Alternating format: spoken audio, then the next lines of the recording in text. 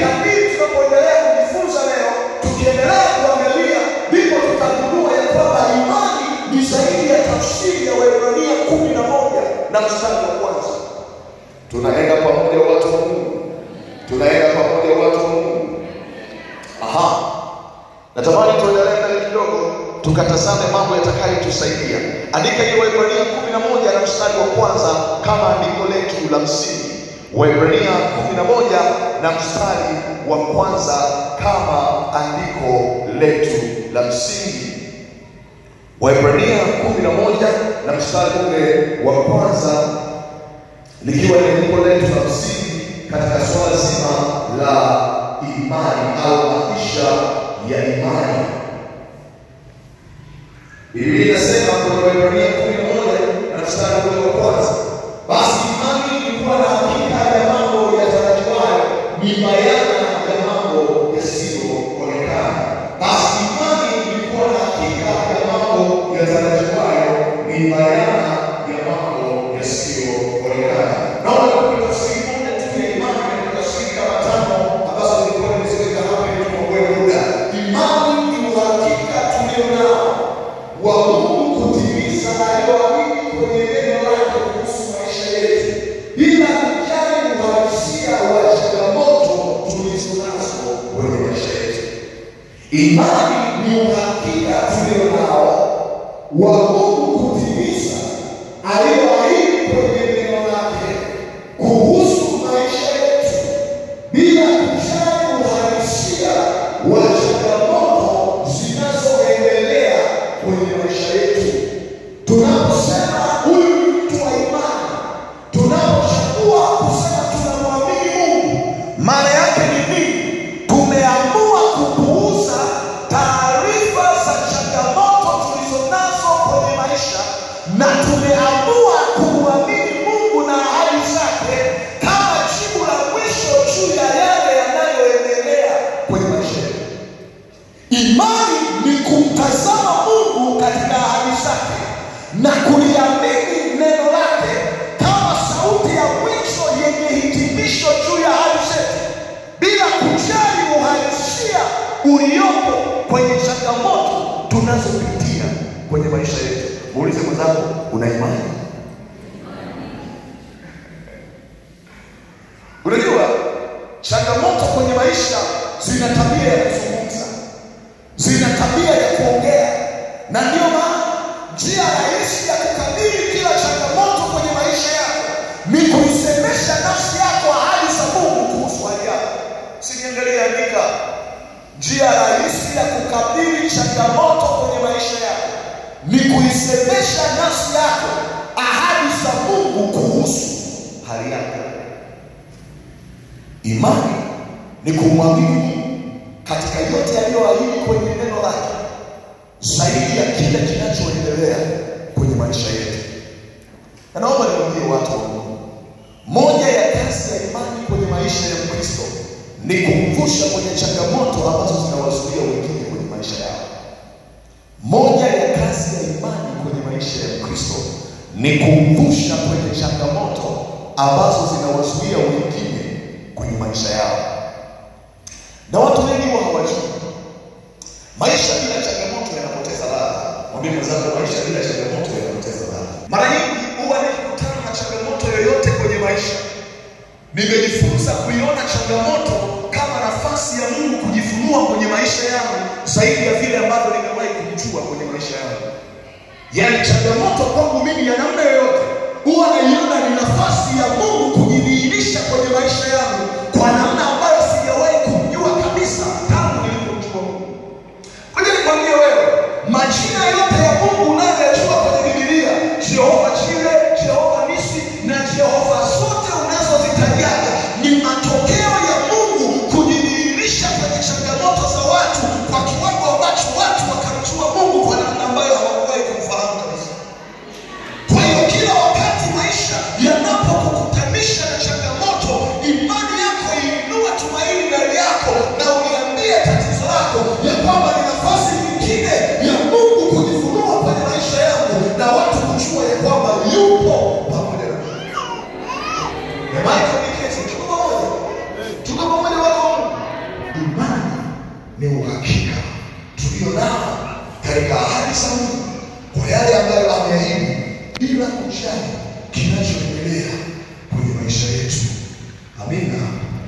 Amina.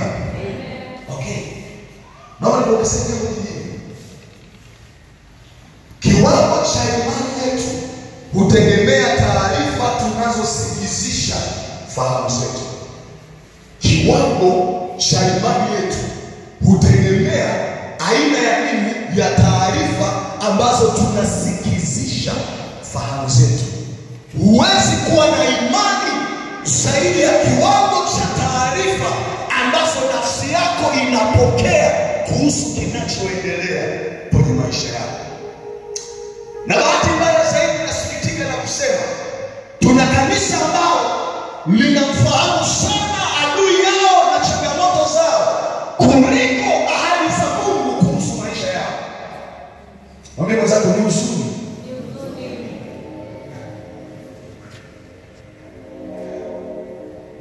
Tukiwauliza watu wenye changamoto, kila mmoja ana changamoto yake. Wana taarifa nyingi kuhusu magonjwa walioambiwa kuwa wanayo kuliko ahadi za neno la Mungu kuhusu magonjwa walionayo.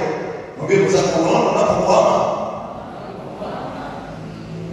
Mara nyingi maisha yako kupitisha kwenye changamoto, unatafuta taarifa nyingi ambazo zinahusu ile shida, na wakati mwingine unarejea wengine walipopita kwenye hiyo changamoto, madhara gani yalitokea, na una taarifa kidogo sana za neno la Mungu. Mungu anasema nini kwa habari ya hayo? Naomba uandike jambo hili litakalokusaidia. Njia rahisi ya kushindwa kukabili changamoto tunazokutana nazo kwenye maisha ni kufahamu tatizo kwa kina kuliko kumfahamu Mungu tuliye naye. Njia rahisi ya kushindwa kukabili changamoto ngumu tutakazokutana nazo kwenye safari ya maisha ni kulifahamu tatizo kwa kina kuliko kumfahamu Mungu tuliye naye. Ngoja nikuoneshe ukweli wa mambo haya ili upate kunielewa. Ngoja nikuoneshe kwa uthibitisho wa kimaandiko.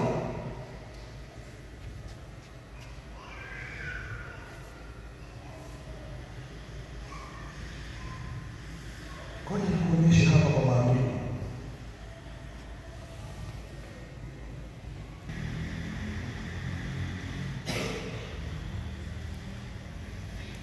Angalia kitabu cha Samueli wa kwanza 17. Kuanzia mstari wa 32. Kuanzia mstari wa 32. Samueli wa kwanza 17. Kuanzia mstari wa 32. Mpaka mstari wa 37. Samueli wa kwanza 17 mpaka 37. Biblia inasema hivi: Daudi akamwambia Samueli, asizimie moyo mtu yeyote kwa ajili ya huyu. Mimi mtumishi wako nitataka ujana wake. Tulia hapo. Biblia inaonyesha wazi namna ambavyo Israeli wameenda vitani.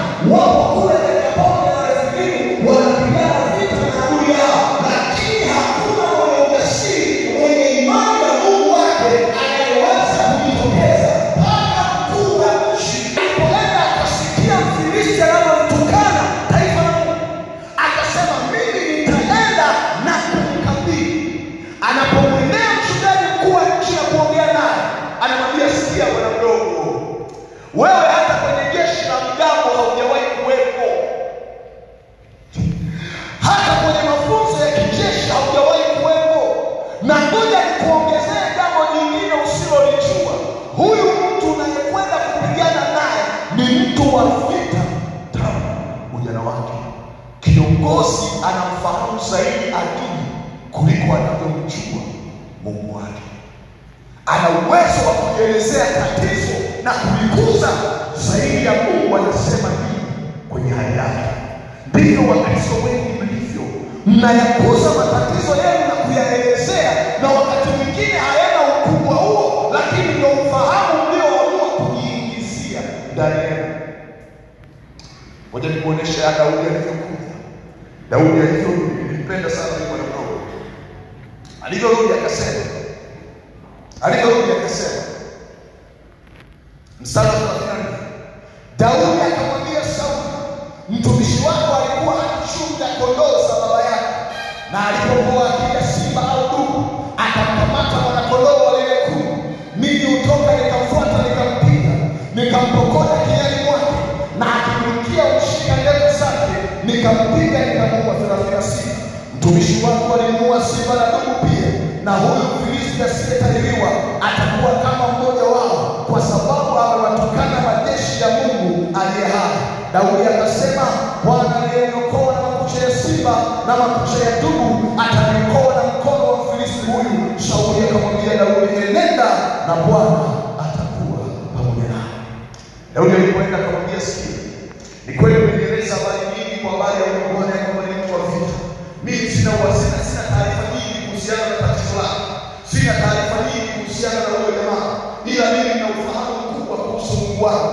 Anasema kuna wakati nilikuwa nikichunga kondoo wa baba, na alipokuja ile wale simba na dubu niliwakabili na kuwashinda. Akasema ufahamu nilio nao ni huu, Mungu aliyenisaidia kwa simba na dubu anaweza kunisaidia kwa habari ya Mfilisti huyu. Ufahamu wake kuhusu Mungu uliamua ujasiri wa kulikabili tatizo lililokuwa mbele yake.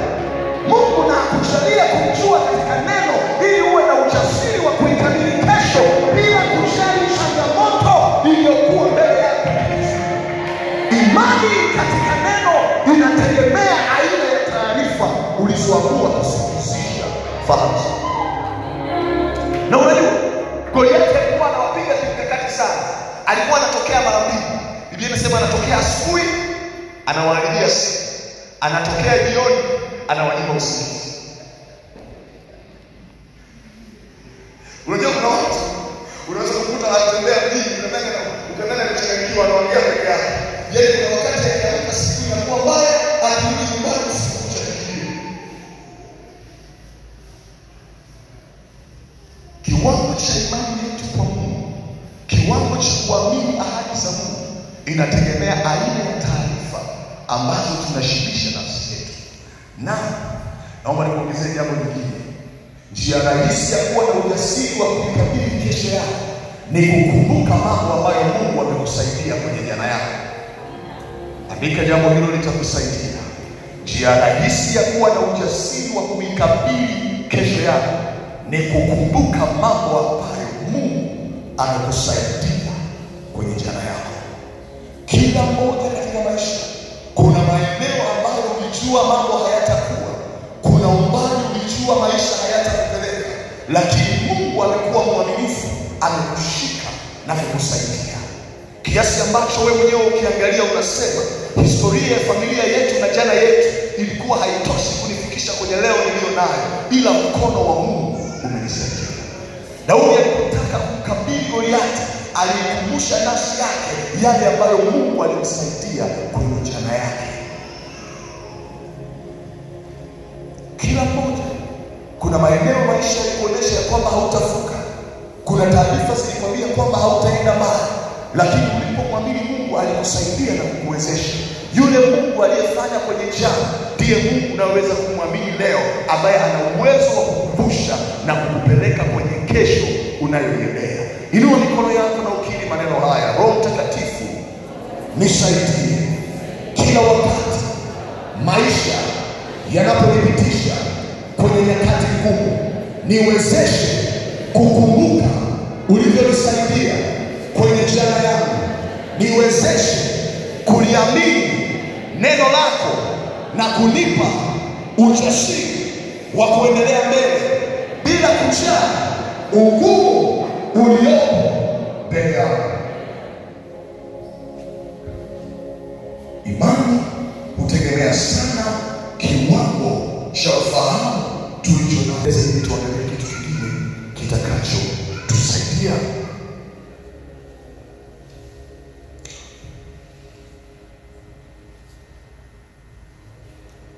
Naomba tuendelee tena mbele. Kwa Mungu inapaswa kutufikisha kwenye kumwamini Mungu hata kwa mambo ambayo hayajawahi kufanyika kwenye maisha yetu au kwenye maisha ya wengine. Imani yako kwa Mungu inapaswa kukuleta kwenye kuamini hata katika mambo ambayo hayajawahi kufanyika kwako au hayajawahi kufanyika kwa wengine. Mara nyingi tumekuwa tunafungwa kwenye historia ya jana tunapotaka kumwamini Mungu kwenye mambo yanayoendelea kwenye kesho yetu. Yaani mtu akiambiwa ana tatizo fulani na anaambiwa kabisa watu wenye ugonjwa wa kansa waga hawaponi. Ile kwa sababu watu wenye kansa wote wamekufa na hawajapona, naye akili zake zinakubali na kuamini ya kwamba haiwezekani likapona. Imani inapaswa ikulete kwenye kumwamini Mungu hata katika mambo ambayo kwenye historia ya wengine haijawahi kutokea, kwa sababu inawezekana wewe ndio ukawa wa kwanza Mungu kuandika historia ya kile kilichofanyika kwenye maisha yako. Mwambie jirani yako haijaisha mpaka imeisha. Mwambie tena haijaisha mpaka imeisha. Niliwaambia juzi, uhai ukiwepo tumaini bado lipo. Mwambie jirani yako uhai ukiwepo tumaini bado lipo. Yaani ile kwamba changamoto ulionayo haijakuua, bado unayo nafasi ya kuendelea kuwa hai na kuachia maisha yako. Unajua moja ya kosa ambalo Herode alifanya ni wakati ambapo alikuwa amemkamata Petro baada ya kuwa amemuua Yakobo. Biblia inasema akamuingiza gerezani, akasubiri wakati wa Pasaka upite ili apate kumtoa. Hapo ndipo alipojichanganya. Biblia inasema kanisa likaamua kumuomba Mungu na malaika wa Bwana akatokea, malango ya gereza yakatikisika. Yeye waliyemtarajia atauawa mbele ya wengine wakamuona akitoka kwa ujasiri mkubwa, kwa sababu uhai ukiwepo tumaini bado lipo. Ile kwamba wamekwambia ugonjwa unao na haujakuua, bado iko nafasi ya kupona. Na leo nitaomba hapa kwa ajili ya watu wenye ugonjwa, na Mungu ataachilia uzima na uponyaji kwenye maisha yako. Uhai ukiwepo tumaini bado lipo. Imani yetu kwa Mungu inapaswa kutuleta kwenye kumwamini Mungu hata katika mambo ambayo hayajawahi kutokea kwenye maisha ya wengine, hata katika mambo ambayo hayajawahi kutokea kwenye maisha ya wengine. Angalia Mwanzo 22, tutasoma lakini utaandika hapo, nitakuelezea tu. Mwanzo 22 mstari wa kwanza mpaka wa 13. Mwanzo 22 mstari wa kwanza mpaka wa 13. Utaona habari za Ibrahimu, namna ambavyo Mungu alimwambia aende amchukue Isaka akamtoe. Unajua watu wengi wanamsikia Ibrahimu kama baba wa imani, lakini hawajui mambo yanayofanya Ibrahimu aitwe baba wa imani. Ukichunguza Biblia vizuri utagundua ya kwamba kuna matukio matatu muhimu katika Biblia ambayo yalimfanya Ibrahimu kutambulika na kukubalika kama baba wa imani. Tukio la kwanza ni kwenye Mwanzo 12, wakati ambapo Mungu alipomtokea akamwambia aondoke aende katika nchi ya ahadi yake akiwa na umri wa miaka 75. Unajua miaka 75 ni mtu mzima sana. Mtu anaamua kuondoka na kwenda asipopajua, lakini ameamua kumtumaini Mungu kumpa nchi ya ahadi. Jambo la pili lililofanya Ibrahimu aitwe baba wa imani ni kumwamini Mungu kwa habari ya Isaka alipoambiwa amtoe ili aweze kuwa kama sadaka. Alifanya kwenye Waebrania, anakuja anaeleza ya kwamba alimwamini Mungu ya kwamba yeye aliyempa Isaka ana uwezo wa kumfufua tena na kumrudisha katika uhai wake, kwa sababu alijua Mungu hawezi akajipinga na neno lake. Ameahidi kwamba katika Isaka Ibrahimu na uzao wake utaendelea. Na jambo la tatu lililomfanya Ibrahimu kuitwa baba wa imani ni alimwamini Mungu kwa habari ya kupata mtoto katika wakati ambapo muda na kanuni za kawaida zilikuwa zinakataa. Ili kuonesha kwa uthibitisho wa maandiko uweze kuelewa vizuri. Tunakuandikia hiyo ya Mwanzo 22, angalia Warumi 4:18 mpaka 21. Warumi 4:18 mpaka 21. Warumi 4:18 mpaka 21. Biblia inasema, naye aliamini kwa kutarajia yasiyoweza kutarajiwa. Mwambie mwenzangu, alitarajia yasiyoweza kutarajiwa. Kabla tujaendelea, tumekubaliana kwamba tunapochagua kumwamini Mungu katika neno, tumeamua kumtarajia Mungu hata kwa mambo ambayo hayana historia ya kufanyika kwenye maisha ya wengine. Sawa eh? Sawa eh? Sawa eh? Aha, alisema Ibrahimu alimwamini Mungu, alitarajia yasiyoweza kutarajiwa ili apate kuwa baba wa mataifa utakavyokuwa uzao wako. 19. Yeye asiyekuwa dhaifu wa imani alifikiri, ona namna ambazo changamoto zinapoanza kuongea. Alifikiri hali ya mwili wake uliokuwa umekwisha kufa, akiwa amekwisha kupata umri wa kama miaka 100 na hali ya kufa ya tumbo lake Sara. Tutulia. Mzee wa miaka 100 na mke wake wa miaka 90 wanamwamini Mungu kwa habari ya kupata mtoto. Kwa hali ya kawaida na kwa mtaalamu wa leo, watu wangemsikia Ibrahimu wangemkimbiza hodi ya wagonjwa wa akili. Unanielewa eh? Kanuni za kisayansi na za kitaalamu zinakataa. Na ndio maana unapochagua kuwa mtu wa imani, usitafute watu kukuelewa katika mambo ambayo unamtumaini Mungu kufanya kwenye maisha yako. Biblia inasema akamwamini Mungu yeye na mke wake bila kujali hali iliyokuwa inaendelea katika miili yao, wakiamini ya kwamba Mungu anaweza kutimiza yale aliyoahidi. Maana tunasema imani ni kumwamini Mungu katika ahadi zake na kutokuwa